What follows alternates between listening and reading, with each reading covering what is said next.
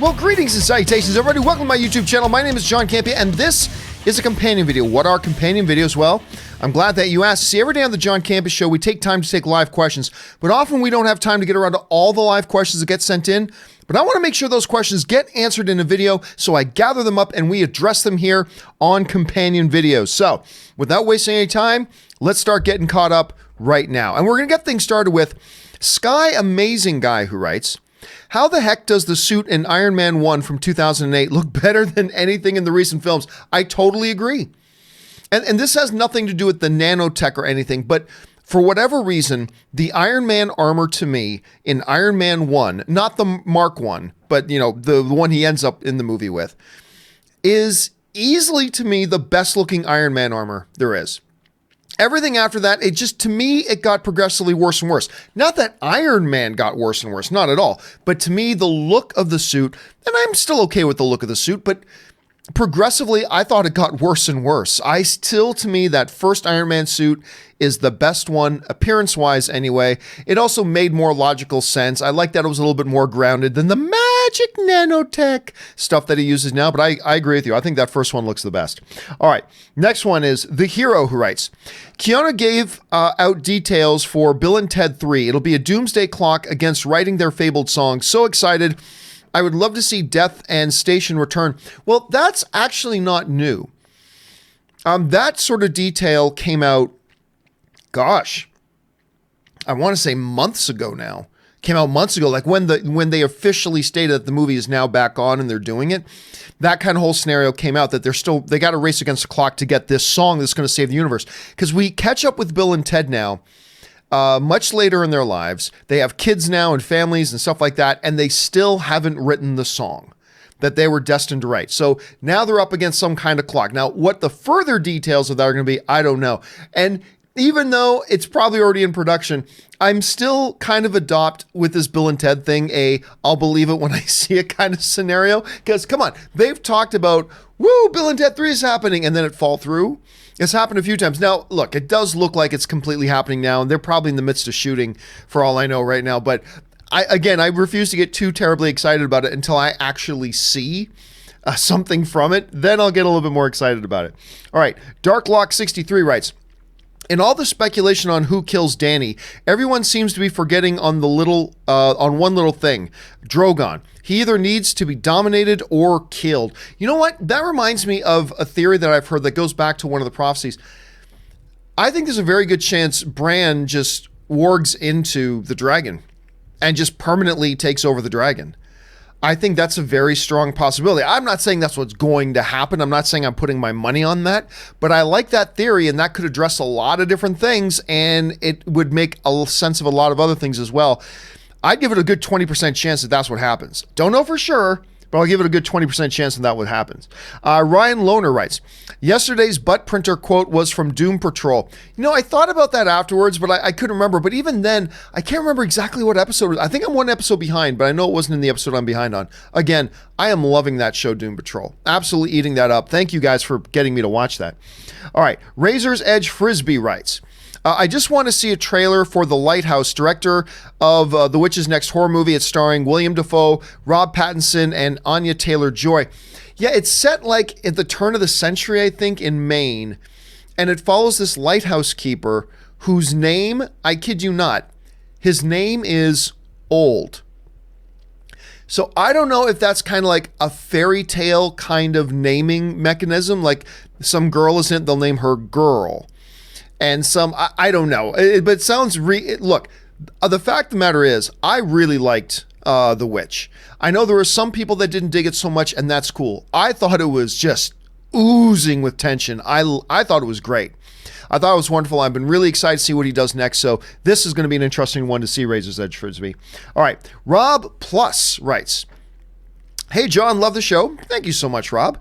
Hoping you can wish my good mate, Andrew Melville, a happy birthday. We're both big fans in Australia. Well, happy birthday, Andrew Melville. I'm glad I'm doing this on the same day it was sent in, so I'm still catching you on your birthday, although it might be the next day where you are now. I can't remember how the time zone works, but whatever. Either happy birthday to you, Andrew, or happy belated birthday, one way or the other. You can thank Rob for that. I hope you had a fabulous birthday, surrounded by friends, family, and doing things you find fun or relaxing. Hope hope you had a great day, and I hope you have a great year upcoming, man. So happy birthday again. All right, Jeffrey Niffen writes, having a new director and writer attached to a big budget movie is like putting a couple of 12-year-olds in charge of a nuclear reactor. Well, I don't know if I go that far. Now, what Jeffrey's referring to here is we talked this morning on the John Campea Show about how, yay, a brand new Mortal Kombat movie is coming. Woo! Being written by a guy with no screenwriting credits and being directed by a guy who's never directed a film before. And what I said this morning is this, look, every screenwriter's got to get their first one. Every director has to do their first one. But is a project like this the best proving ground for something like that, right? And I don't know. I'll be honest with you, it makes me nervous. And I said, while I'm happy that we are getting a Mortal Kombat movie, yeah, I can't help but be nervous. And by the way, it's not just a first-time screenwriter, and it's not just a first-time director, who apparently has done some commercials, but that's a totally different world than narrative storytelling. It's like you got a first-time director and a first-time writer on their first film at the same time. Again, that doesn't mean it can't work. Be very clear about that. It does not mean it can't work. But is it enough to make me a little bit nervous? Hell yeah, I'll admit I'm a little bit nervous about it. Here's hoping they knock it out of the park. All right, Fryapan90 writes, the posters with Andrew Garfield, you can see him without the mask, and it's quite good, I'd say. Okay, I think what you're talking about is earlier today we were talking about the new Spider-Man poster, and I think Rob said we've never had a Spider-Man poster with the mask off, and I don't know, I had in the back of my head that maybe there was an... So that makes sense to me. I can't remember which one that would be off the top of my head, but that makes total sense to me, Fryapan. I'll have to go and look that up later myself. Simple writes, name your box office game sponsor again. Oh, it is fanjecture.com.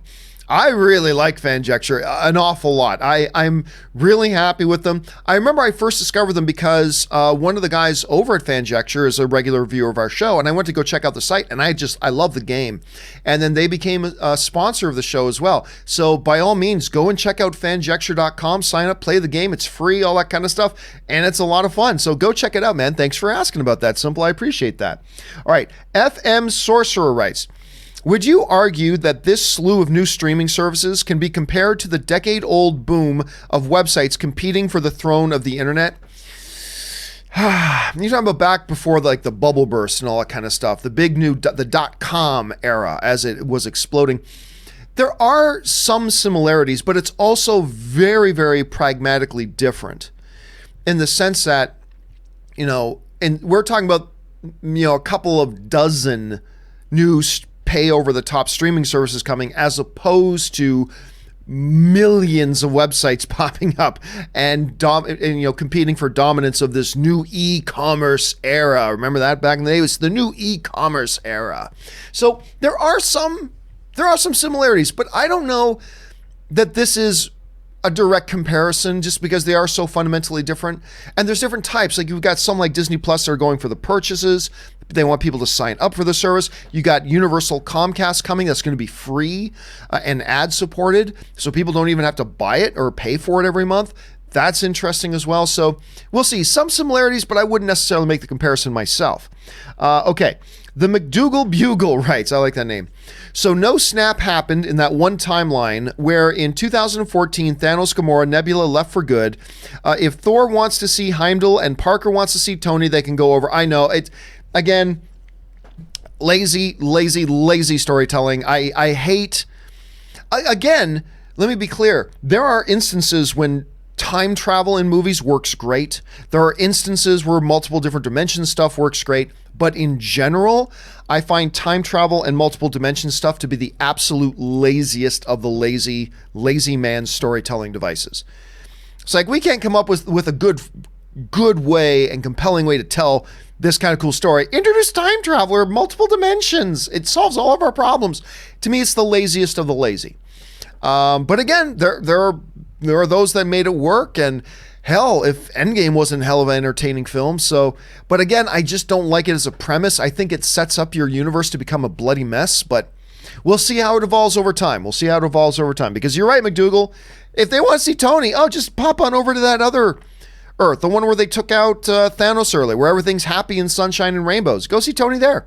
He's not gone. Anyway, Joser Mayaz writes, Rick and Marty, you probably meant Rick and Morty, season 4, November 2019. I am one of the only human beings on the face of the earth that doesn't like that show. I watched all of season 1 trying to figure out what the appeal was to people. And I just don't find it funny. I'm not going to sit here and say there was never any time that I laughed, but I found most of the jokes were just poor, but humor subjective. I've got some good buddies of mine that think it's the most hilarious show in the world. But yeah, unfortunately, I am not a Rick and Morty fan, so I don't really care that it's coming back. But I'm happy for everybody who are fans of it. That's great.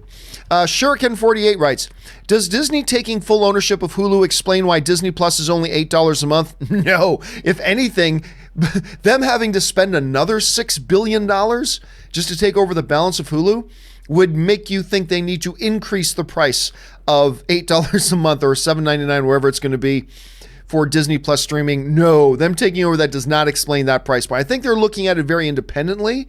Strategically, they see it as one big picture, but the pricing plans, I think they're just looking at independently. And again, I don't believe for a moment that Disney Plus is still going to cost $7 or $8 a month 18 months after it launches. I think they're starting low to get people signed up, then they're going to start jacking up the price. And that's fine, just hopefully not unreasonably so. All right. Tristan Larson writes, John, my friend, I love you, but everyone considers Pokemon a video game franchise. No, they do not. You mean you and your friends in your little bubble think that.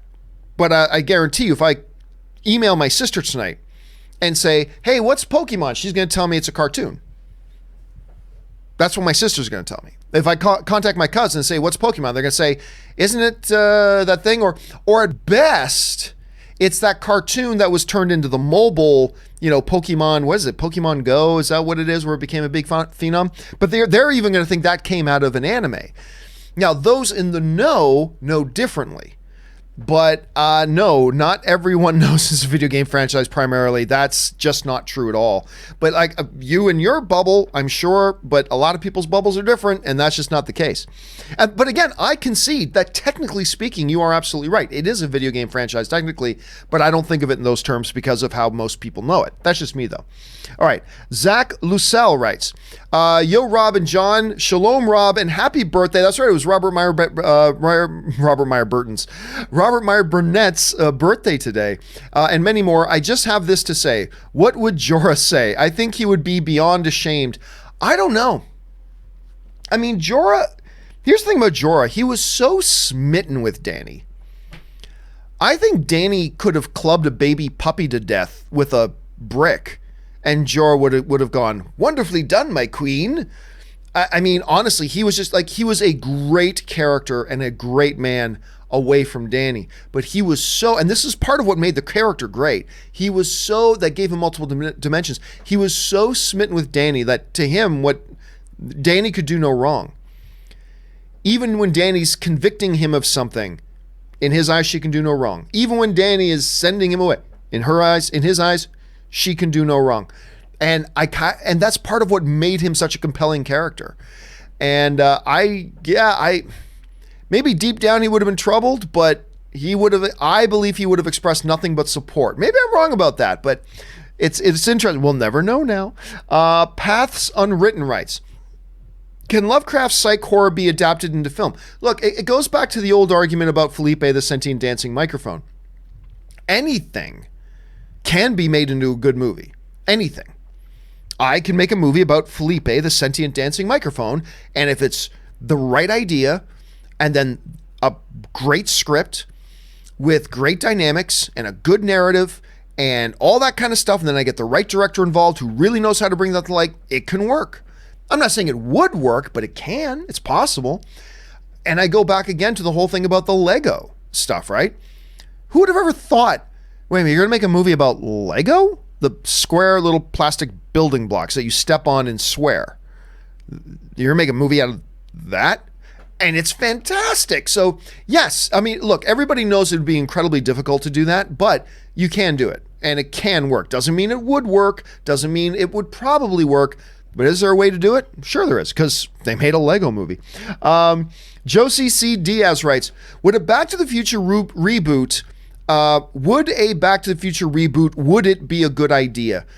I I don't know if it would be a good idea right now. Like, here's the thing. I have a total belief that you can remake anything. I don't care. Remake Star Wars. That's fine with me. If it sucks, it sucks. I still got the originals. If it's great, wonderful. I have another good movie to enjoy. There's no downside to doing a reboot of something.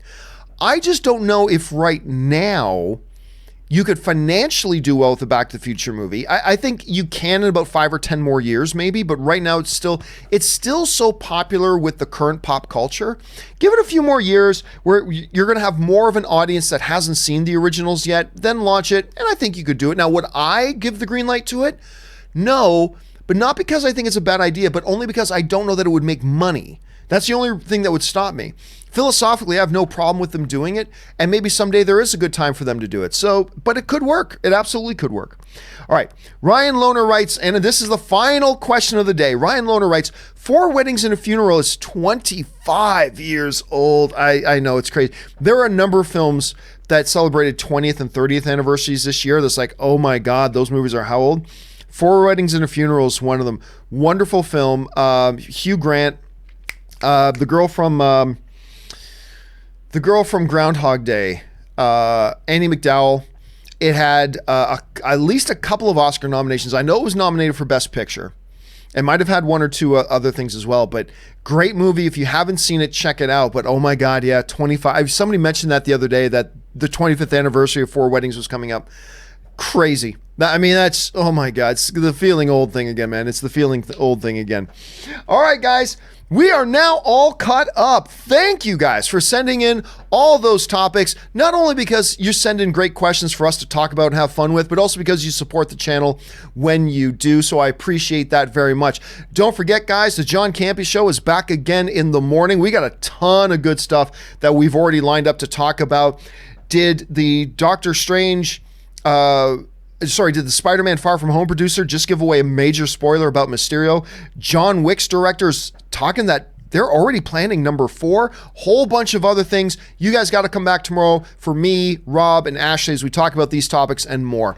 That'll do it for me for now, guys. Thanks so much for being here. My name is John Campea, and until our next video, bye-bye.